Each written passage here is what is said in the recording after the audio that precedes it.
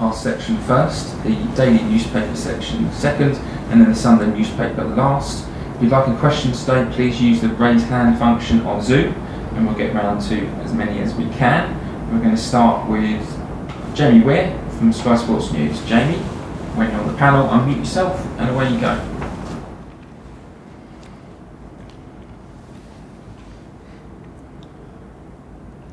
Good morning, Thomas. Good morning. Thomas, if I could begin by asking you please for your thoughts, whether you're disappointed, upset, angry that Romelu has made his feelings of unhappiness so public? Yeah, we don't like it, of course, because it brings noise that we don't need and is not helpful. But on the other side, we don't want to make more out of it than it actually is. You know very well how it is. It's very easy to take lines out of context. It's very easy to shorten lines, make headlines, and then later realize that it's not so bad and maybe not what he meant. But let's be honest also with it. We don't like it. I don't like it, like I said, because it's noise that we don't need. We need a calm environment and focus, and this does not help. Did he sit down with you to discuss his unhappiness at the role he's playing at the moment? No, not at all. I don't feel him unhappy. I feel the exact opposite. If you asked me yesterday morning, I would say I feel the exact opposite, and that's why it's a surprise, but I'm the wrong person to ask. This is the kind of thing that's best kept behind closed doors, is what you're saying? Sorry? This is the kind of thing that's best kept behind closed doors. If there is something, it's behind closed doors, for sure. Chelsea fans will obviously feel that this was a big summer signing. He was returning home supposedly, and now he's already giving an interview saying that he wants to go back to Inter. Like I said, I mean, this is what you read into it, what everybody reads into it. I did not read it completely. Like, it's very easy to, in general, it is very easy to take lines out of context and take lines and make headlines to get the focus and to get the best out of these interviews for several days. If it's an interview from a person of that kind of interest, that important player, I totally understand the process, and that's why it's a lot of noise. It's not only a little bit of noise; it's a lot of extra noise. But still, we are like not here to just read the headlines, and maybe we here can take the time to try to understand what's going on, because it does not reflect the daily work, it does not reflect the daily attitude, it does not reflect the daily behavior which Romelu shows here at Cobham. But you need to ask him, not me. I cannot help you further with this, because I was surprised. Last two, Jamie. Just finally on Romelu, Thomas, will he face any disciplinary action, or will you at least be sitting down to discuss these comments with him? We will, and we will do it behind closed doors, and we will do it openly, like I think the relation is and has always been. So no further comments in public on that. Okay, last one, Jamie. Sure. Well, just finally then, Thomas, just can you give us an idea of the players that are unavailable for the match of the weekend? I know that the wing-back situation in particular is pretty bad for you at the moment. Yeah, Chile, of course, has his surgery and has his best wishes and all our energy to come back as soon as possible, but seems like the season is over for him. With Reece still is a hamstring injury, is a muscle injury. Like always with muscle injuries, the examination is a bit later, because the images are better if you wait a bit. So images will be later today, I guess, and then we will know more about it. That's the situation on the two wingbacks. Simon Stone, BBC. Hi, Thomas. I hope you're well. Just a couple from me. Yeah. Just in terms of Lukaku, you've answered very eloquently there. But is the noise around Lukaku louder because the team's results have not been what you want, and that is what happens at a club like Chelsea? Maybe it feels louder, but I think it would have been loud anyway with these kind of headlines. You cannot win enough to not talk about these headlines in media. I mean, this is today's world is today's world, and everything you say has a certain is out there in public. If you are like such a big player like Romelu, and he's an experienced player, and he surely knows what kind of value it has when he speaks out messages like this. I don't think that it would have another impact. Maybe it's a bit easier to deal with, of course, like everything. By the way, everything is easier. Training is easier. Press conference is easier. Like everything is easier when you win.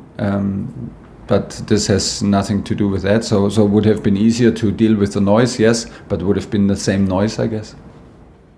And just on a different subject, Sunday, your game will be the first in England to have legal standing at matches for some fans for many years. And I know fans stand at games, but this is something that has been part of the Bundesliga for a while now. It's a big thing for English football. Do you ever sense a difference in atmosphere when fans are stood up rather than sitting down? I was not aware of it, but I'm happy for the fans because I guess they like it and they want certain areas where they can have the possibility to watch a game standing and be a bit more emotional. But safety is first. I guess we can all agree on that. We are used to it in Germany, yes, that there are big sections in the stadiums where fans stand and are responsible, like watch the game in standing, and it's a very traditional thing, and it is safe at the same time. So hopefully it will give us the extra boost. It will give the extra boost to our supporters because we absolutely need them on their best level. Right in this moment and right at the very first game in the new year against Liverpool. Ian Abrahams, TalkSport. Hi Thomas, Happy New Year, how are you? Thank you very much, you as well. Thank you.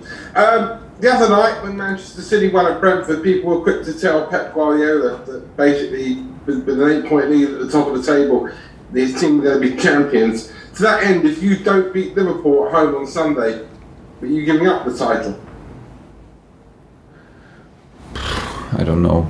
I would say we never give up nothing until because why should we stop a race in the middle of the race? So this would be my first thought about this question. And the other thought is that we don't think about this stuff because we think about who plays, what do we tell the team today, how do we approach the team. I know that you think a lot about this, but we never think about stuff like this. So that's why I'm confronted with these questions in press conference. Try to be look as smart as possible, even if I'm maybe not, and find good answers, which I hope I did in this case. Billy Gilmore is on loan at Norwich. He got heavily criticised by the Norwich supporters after their defeat at Crystal Palace. Are you thinking about bringing him back from that loan now at Carrow Road? To be very, very honest with you, I have not thought about it yet, and I don't think it's a subject in between these matches right now. We will not. At least it was. It's at least we have a whole week after the Liverpool. No, not even. No, we have Cup. So we did not have a whole week to discuss all these things. So maybe we need to do it right after Liverpool. But haven't discussed it yet, and honestly don't have a clear opinion on it right now.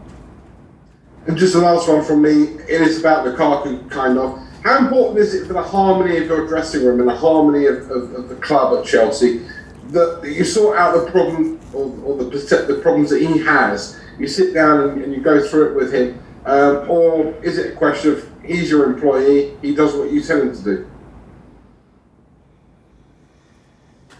It's a question of both, like a dressing room is not necessary to be always in harmony. It's absolutely not necessary to be successful.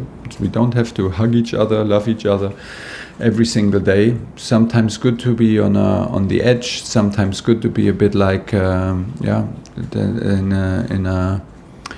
in disharmony when it is in between certain boundaries. The thing with Romelu is that I don't think that anybody in this building is aware that he's unhappy, and that what makes us very surprised about his statements. So first of all, we need to check, because I can see no reason why this should be like this. And that's all I can say about it, and wait what Romelu says, and then we will deal with it. Okay, Niv Dovrat, last question on the broadcast section. Hi Thomas, morning. Hi. Challenging times, obviously, with injuries, illness, COVID cases, but what has been the spirit within the team in the last 2 days, especially after the draw against Brighton? We were very disappointed, found a very disappointed team in the dressing room, angry, me myself also upset, angry on the situation, on the result, on the decisions, referee decisions. We have the feeling that we invest a lot. We have the feeling that we squeeze the lemon, but it's like squeezing a little bit the same lemon over and over again, and we expect to be always a fresh juice out of it, and it's hard because we're so ambitious, and it's hard for the team to take these results and stay positive, because we are so ambitious and we know what we can deliver, and we know that we can play better, and everybody is fully aware, but everybody is trying hard, and it is not a matter of one click, obviously. And it's tough. We have now 3 games at home, I think, where we conceded late equalizers, where we dominate all statistics, where we have clearly better chances, and where we are purely unlucky.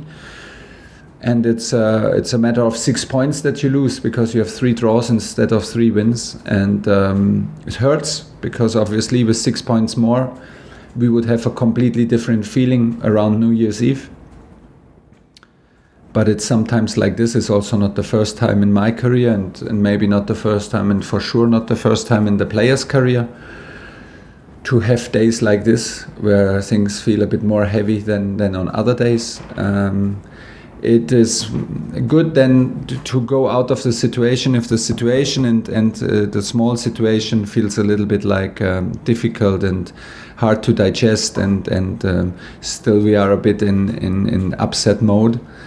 It's sometimes good to make the focus a bit wider, look at the bigger picture, look at what we did in the year 21, and accept that we are in the right still in the right direction. We are still in development. We still have to learn to improve, and of course quickly, but it seems to be a bump in a development that still is in the right direction.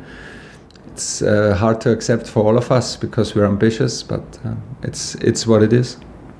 Okay, that's the end of the broadcast.